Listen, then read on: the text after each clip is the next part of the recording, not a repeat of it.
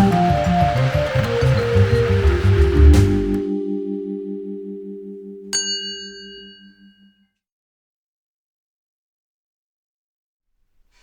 everyone, welcome to Dusty Shelf Collectibles. Today reviewing a Class 91 from Hornby. So I've been thinking about this one for a while, and with this being Remembrance Weekend, I thought it's quite apt to review this particular Loco. So this is, as I say, Class 91.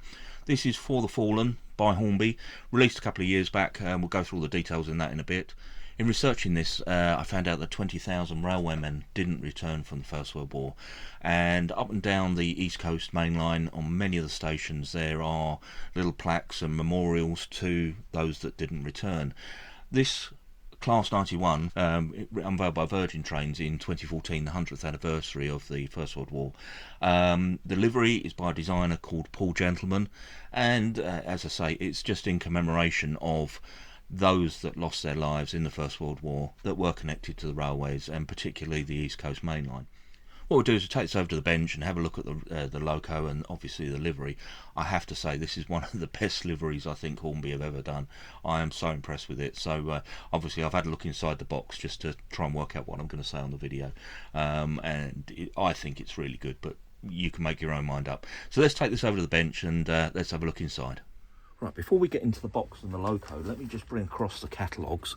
So I just want to talk about these very quickly. So first announcement of this particular Loco was in 2020. This was the anniversary year, and in here, the announcement of the Class 91. This was a newly tooled Loco with 4 different versions, and just down the bottom here there's a note that R3892 For the Fallen, and gives a brief description about what the Loco will be. That was back in 2020. Moving on, following on to 2021, again into the catalogue, and this time we get the first sort of print of what the Loco will look like, again saying that it will be out some point in 2021. Don't believe it arrived. And then finally, and then in 2022, down the bottom here you can see the Loco For the Fallen, R3892, and you can see the livery there, and this is when it did hit the shops. I say hit the shops because I do believe it was sold out before it was released, so yeah, I was very lucky to get one. So let's have a quick look around the box, and before I start I'll apologise about the state of my fingernails. I've been working on the car this week trying to change the alternator, and yeah, it's a little bit grubby under there, and I can't get rid of the last bits of oil off my hands, so I do apologise for that, but hopefully that won't distract too much. Anyway, so we've got this beautiful livery shown on the side here. I mean, it's stunning, absolutely stunning in itself, in the pictures, in the way that it's put on there. Before we even get on to how this is printed onto, you know, a Hornby Railways model. So, Virgin Class 91, Bobo For the Fallen, number 91111. And over the back here, we've got a schematic and a little bit of information there about the Loco. We'll go into that in a minute. I've got some words to read out that when we look at the detail of the actual Loco. But anyway, let's get into the box and see what's in here. I'll just put the lid to one side. Standard packaging here. In the box, we've got instructions on fitting the 21-pin socket, the decoder if you want to use the light functions, and your standard instructions there for a Class 91, just telling you all the different little bits of accessories, vacuum pipes and things that can go on there, and your lubrication points, how the pantographs work, and also the switch on the bottom on the underside to toggle between the lights between night and day models. And we'll come on to that in a minute, because either I'm missing something or I've got a fault with my Loco, because it doesn't seem to do a great deal other than turn on and off one of the front side lights. But I'll show you that in a bit. Standard Hornby packaging, so we'll just slide off the outside layer here, and we've got a little pack here of different bits of detailing. So I'm just going to slide this additional packet out of here, and I'll just bring these out. I don't want to get these out, but there's all different vacuum pipes and things in there that hopefully you can see. And then in this packet we have a couple of name plates for the Fallen. Hopefully that's coming out on there, and again one for the other side for the Fallen there.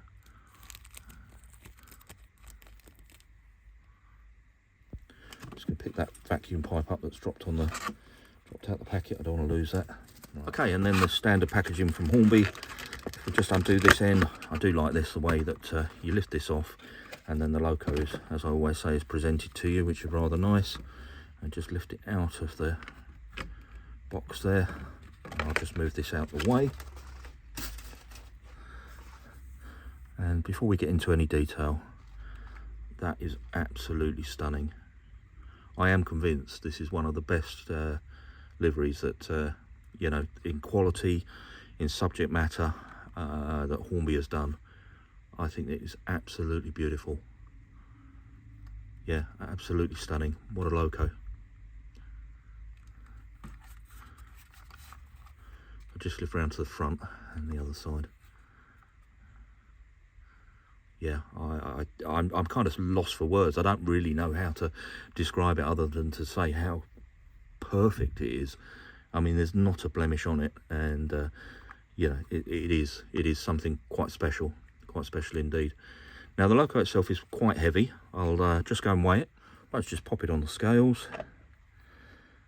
It's coming at 531 grams, which is a really nice weight for a Loco. Let's move this out to one side. And let's talk about the detailing on it. So, indeed, lovely cab detailing, sprung buffers on the front here. I don't know if you can see the details on underneath, and little, you know, the extraction points on the buffers themselves. Absolutely lovely. The undercarriage, really nice detailing on there, with some different colours either side. And then along the side here, you can see the louvres have all been moulded in. Absolutely beautiful. We'll go into more details in a little bit, but these were built with two cabs. So you've got one on the front here with the aero end, and obviously you've got the blunted end that was intended to use for freight at the other end. Both cabs with some detailing inside. So on the roof here, we've got some etched panels and lovely detailing on the pantograph. Absolutely superb. Really well done. Got separately fitted handrails on the front here, and you can see the chromed finishes around the front lights there. Absolutely beautiful model, and yeah, Hornby has done a really fantastic job of it. NEM couplings, front and rear. I think the front one, I've read a couple of reviews, it's a little bit protruding and doesn't look particularly clever, and a couple of people have said that there should be a separate cover plate if you're not fitting the coupling, so you can cover that over, but I think that's a small price to pay. In terms of the internals, fitted with a 21 pin decoder, got a die-cast chassis, five pole motor in it, which drives all four sets of wheels, and also fitted with twin flywheels on there, so it should be a beautiful runner. But I think it's the livery that does it for me. What a stunning Loco. Class 91 Electric has been running on the East Coast Main Line since 1988, running from London to Edinburgh. In 1984, the East Coast Main Line was being electrified, and the British Railways Board wanted a new fleet of high-power locomotives. So they turned to GEC Transportation, who'd done a lot of work on the APT, and they carried across some of that technology into the Class 91. 31 Class 91s were built, all built in Crewe, 6,480 horsepower. Now, it had two cabs on the Loco. I think I've mentioned this just previously. So obviously with the pointed end, the aerodynamically profiled end, you've got a cab there, but also there's a blunted end on the Loco. Now, this was originally, the intention was that during the day it would carry passenger services, obviously with the sort of streamlined end first, and then at night it would haul freight, and hence the blunted end. Loco actually ran with two speeds, so 140 miles an hour in a forward direction, that's when it's pulling the passenger freight, and obviously with the aero end first, and then limited to 110 miles an hour backwards. Reason for the change in speed is the aerodynamic forces on the pantograph in obviously in the wrong direction, shall we say, if it's running with blunted end first, would have damaged the pantograph, so it was limited to 110 miles an hour. Now, I'm struggling to find out how many of these are still actually in service. I'm not sure how many, but they were gradually being retired from about 2020 onwards, so yeah, I think there's still a few running, but not too many. So the full-size Loco does exist, including the livery. As I said, it was created to mark the loss of life in the First World War, and to commemorate the 100th anniversary of the start of the First World War. The scheme was created by a designer called Paul Gentleman, and is named For the Fallen, and it was unveiled at a ceremony on the 14th of October 2014 in Newcastle, where Class 91 91111 For the Fallen was unveiled, bearing the crest of regiments local to the East Coast Main Line. Right, before I take it for a good run around the layout, I just thought we'd see what it does at very low speed. So I've got my HM controller set to half power. You can see how precise the movement is. Beautiful.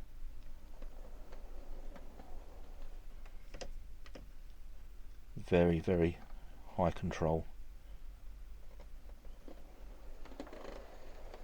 Very nice indeed.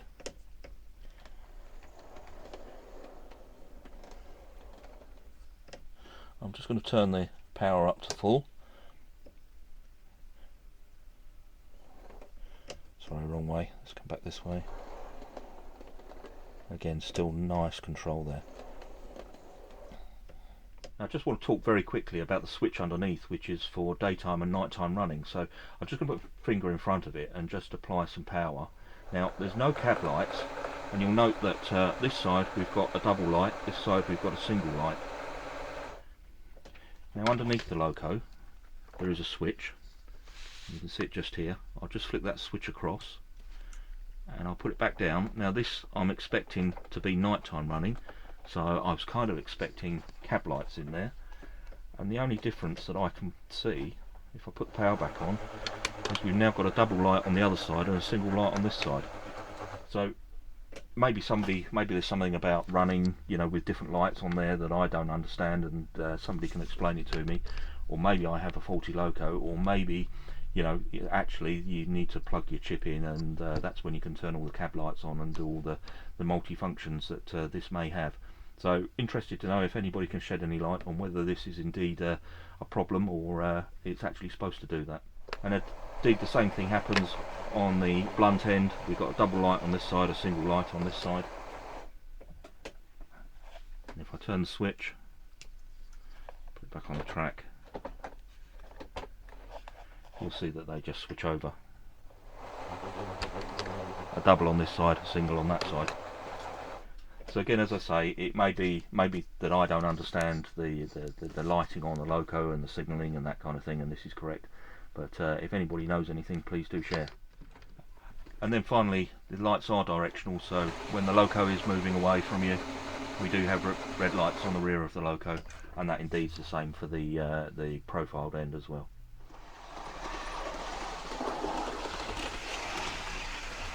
Now, the first thing I must say about this is it's very, very temperamental. Slightly the wrong speed, slightly the wrong, you know, curve on the track or something, and it does derail very, very easily, which is a little bit disappointing.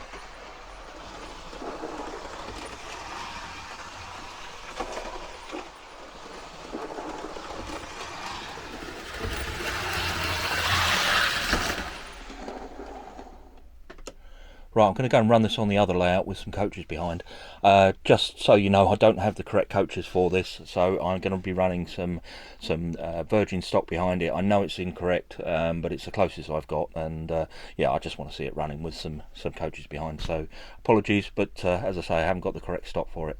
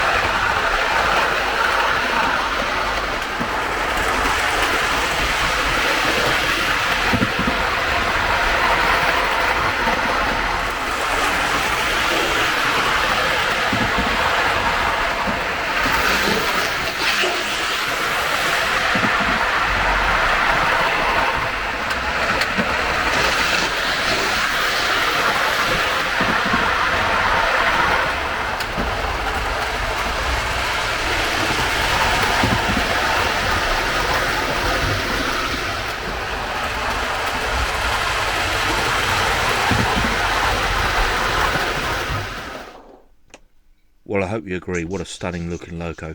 The the way it's printed on sides, the livery on there is just, I mean, it is perfection. It really, really is something very, very special.